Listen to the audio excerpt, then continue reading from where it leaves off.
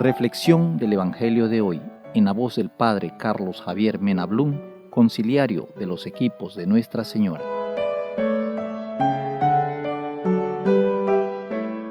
La Iglesia nos invita a contemplar el Evangelio según San Mateo, capítulo 22, versículos del 1 al 14.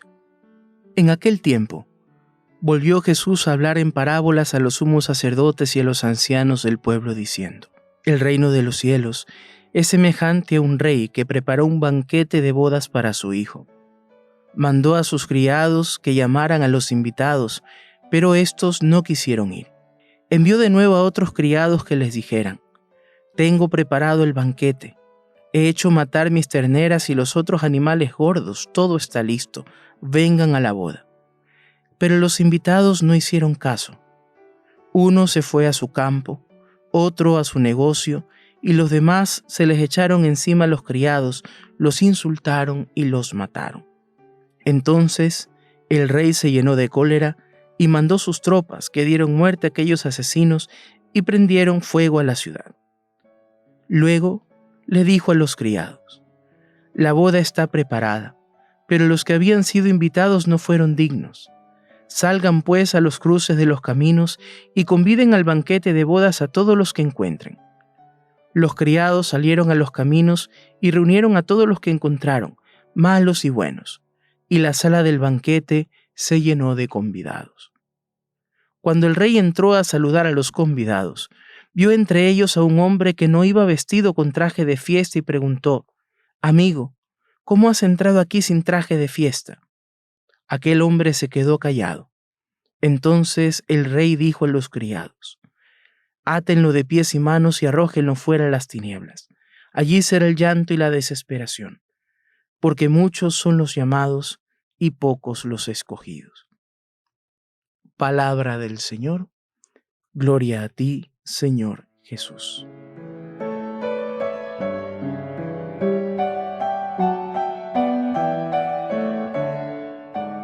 Una de las figuras que el Señor utiliza en las distintas imágenes y parábolas es efectivamente la de las bodas, el banquete de bodas.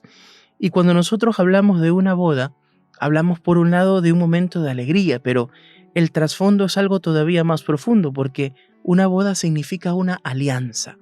Entonces, de hecho, en las Sagradas Escrituras, la imagen de las bodas, una imagen esponsal, es algo que comienza a reflejar el vínculo entre Dios y su pueblo. De hecho, en el Antiguo Testamento existen distintas figuras, el profeta Oseas, el mismo libro del Cantar de los Cantares, algunos salmos, que hacen un poco esta referencia de un vínculo esponsal, un trato como de esposos, y lo que pretende efectivamente reflejar es ese vínculo entre Dios y su pueblo. Y de hecho, luego llegamos al final de las Sagradas Escrituras, libro del Apocalipsis, efectivamente el banquete de bodas, las bodas del Cordero, ¿no? Y luego el Señor en las parábolas, en distintas ocasiones habla con ese lenguaje de bodas.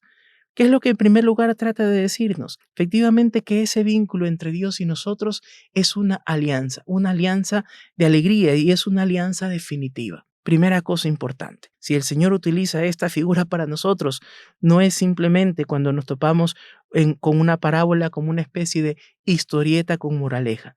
Es porque trata de darnos a nosotros la imagen de un banquete, de algo que es importante, signo de importancia y signo de intimidad entre Dios y su pueblo. Es una alianza, es Dios el que sale a buscar. Luego un poco ese lenguaje que quizás puede un poco desconcertarnos, ¿no? El hecho de que envía criados, tenía preparado y luego los rechazan, tiene un sentido más bien un poco cristológico, ¿no? En el sentido de que es el pueblo del Antiguo Testamento, es aquel en el cual Dios se hace presente, toma la iniciativa, y luego son aquellos que rechazan a Dios, rechazan a los profetas, incluso le dan muerte a los profetas, ¿no? Y luego es el Señor aquel que va a establecer como esa alianza más definitiva en la alegría de la pasión y luego de la resurrección, esa alianza definitiva con el ser humano. Pero efectivamente aquí entra un aspecto importante, pone la libertad de los primeros que rechazaron la invitación, pero luego también hace caer en cuenta un detalle importante e interesante. está ya, se realiza la fiesta, van de todos lados, dice buenos y malos, es decir, la universalidad de la salvación, el Señor, de que comienza su historia con la elección de un pueblo, pero luego eso se abre para todos los pueblos, incluso para los que no lo conocen todavía. Y entonces llegan de todos lados. Pero hay este detalle curioso, ¿no? Que este hombre que lo ve dentro de la fiesta, pero no estaba vestido con traje de fiesta. Y uno podría decir, desde un punto de vista quizás un poco material, ¿no? Quizás se refería a alguien que no tenía la posibilidad de un traje elegante para poder asistir a una invitación como esa. Pero aquí hay un detalle curioso. Lo que pasa es que en ese tiempo, en esas realidades, el traje de fiesta no era un traje que cada uno lo llevaba, era un traje que le daban al ingresar, ¿no? Es decir, no solamente es la invitación, sino que aquel que lo invita es aquel que lo reviste. Es decir, que esta persona, si estaba dentro de la fiesta, sin traje de fiesta, no era no porque no podía, sino simplemente era porque no quería. Entonces nos hace referencia la parábola a que la extensión, la invitación de Dios a esta alianza se abre de un modo universal. Nosotros no pertenecemos al pueblo de Israel, sino más bien somos cristianos, somos no solamente siglos después, sino que de hecho somos de otros lugares, ¿no? No somos directamente el pueblo de la alianza. Más bien nosotros somos aquellos seguidores de Cristo. Y con el Señor, la invitación de la salvación se abre a todas las naciones, incluido a nosotros que no estuvimos ni en ese tiempo ni en esos lugares. Y el mismo Señor es aquel que nos pone el traje de fiesta, es aquel que nos reviste. El sacramento del bautismo es aquel que nos purifica, nos hace partícipes de esa realidad de ser hijos de Dios, familia de Dios, de poder dirigirnos a Dios como Padre, ¿no? Abba, papá, ¿no?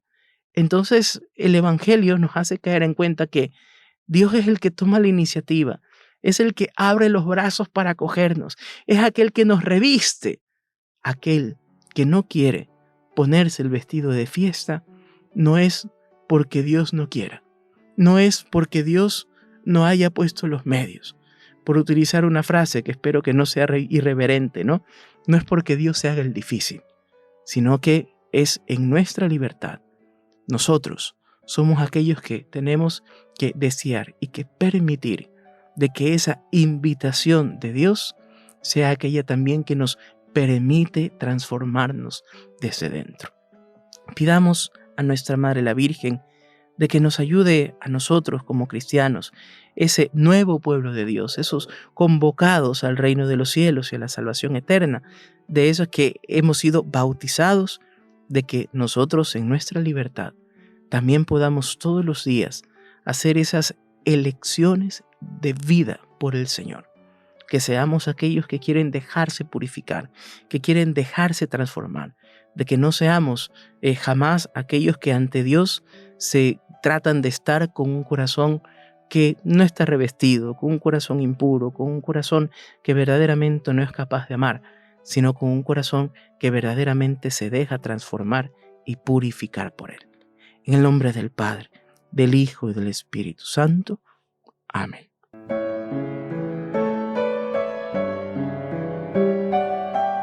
Equipos de Nuestra Señora entró en su hogar con el Evangelio del día.